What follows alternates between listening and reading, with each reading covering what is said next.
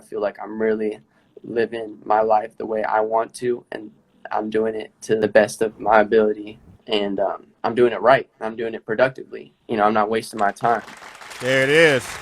Yung Javi, ladies and gentlemen.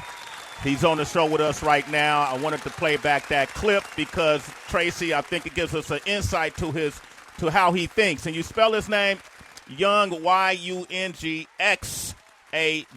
Welcome to Sway in the Morning, Yung Javi. Welcome to the show. Javi. Yo, man, this is so crazy, dog. Yo, thank you so much for having me, Sway and team. It's a real honor and pleasure to be here. And, just wanted to personally say before we start, congrats on getting inducted to the Hall of Fame, or Radio Hall of Fame, Sway. It's a really big deal, and I know you definitely deserve it, G. Thank you, man. Come on, this nice. You see this kid already on my good side, I Tracy. See that. Young Javi, he from Cali. You can see how he's spitting this game at me, and I'm all hook, line, and sinker right now. I love it. That sounded so genuine. Well, we used to, King Tech and I were on 92.3 The Beat for years, and so that went all the way down the coastline. So, and we were syndicated, so a lot of folks got to listen to the world famous Wake Up Show the same way they listen to Sway in the Morning. I thought that clip about your focus. Let's talk about it, man. You got an EP that's going to be coming out called To Jonathan Part 1. And this Jonathan was your dad, right? Yes, sir. It's actually going to be my debut album. It's going to be dropping June 18th, Father's Day weekend, and it's a tribute to my father. He passed away when I was really young. I was only 8 years old at the time, and it was just really understanding of because I really coped with it at a bad way at first, and it wasn't until I started, writing songs about my experiences that I discovered that I could connect with him in a different way, and connect with him in a way that honors him, and it really does him justice rather than doing stupid shit just to try to connect with him and try to find my own dumb ways like doing drugs and shit, and just feeling worthless and being down on myself, but I just. Music really gave me purpose. It saved my life. I could have been in and out of rehabs, ODing and shit, but now, I'm recording my life story and moving forward from all that. Yeah, it's interesting because he and I, Yung Javi, by the way, follow him at the real Yung Javi, YUNGXAVI. We got some similarities. You were an athlete. You were a pentathlete. You did the pentathlon, correct? And ended up having You ended up having a knee injury that just kind of corrected or changed the course of your life. I noticed you said drugs a couple of times already in the first 4 minutes of this conversation. So after that, after realizing that your knee was bum and you couldn't really pursue athletics like you wanted to, was that what led you to drug use, or did you start taking up drug use at that point? Definitely, drug use became one of the biggest, things, and alcohol as well. I can't lie about that at all. It was definitely an escape from, from all that stuff, everything that I was feeling that, I couldn't do anything that I loved anymore. And, I just really didn't have a purpose to anything. I didn't know what I wanted to do with my life at all whatsoever. And I was really lost, and I was in a very dark place that, music really saved me from. Wow. Yung Javi is here, man, and we just played this song "Shawty Bumpin'." I never say "shorty" right, but it was produced by Jay Beats, who's produced for Travis Scott and Nicki Minaj and Coco Chanel and the name. Goodness. How did you connect immediately with a Grammy-nominated multi-platinum producer? How did that happen? I can only say it's being with an amazing team, that knows who I'm really gonna connect with and everything, and us being both from Cali, we kind of knew our vibes right off the bat.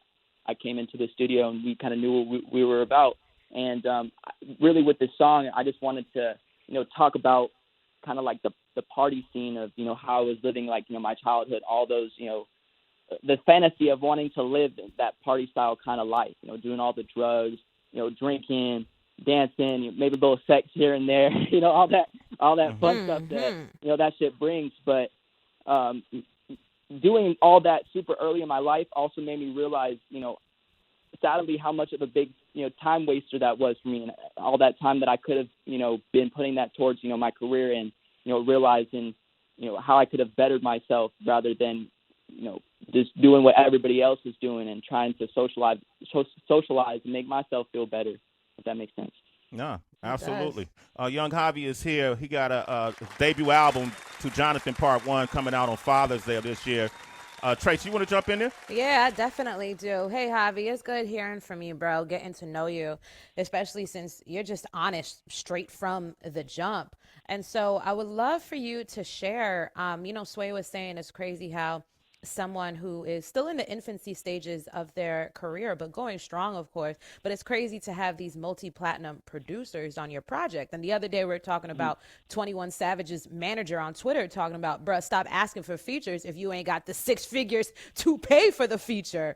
So could you share how you got your team together? Such a powerful team, influential team, because a lot of times that's the hardest part for an artist, or they end up in trouble with their initial team. Mm-hmm. Well, it definitely was the best experience at first, because I really was doing it all on my own, just going to home studios all around where I lived. At the time was in Torrance, California, going to studios in Compton, up in the hills and Palos Verdes Hills and stuff, and just trying to find my sound for the longest time. And it wasn't until because I saved up money to do my own music video and everything, that I produced my own music video. And, just thankfully with the connections that, I had within my family and stuff, it got out to a couple of A&Rs that, my mom knew. And Nikki heard it, Ruben's A&R heard it, and they both saw my video, and that's how I got all connected with Ruben and everybody. And it was just, a stroke of fate and luck. My family been supportive of me since day one of me doing this stuff, and it really pulled through for me. Wow.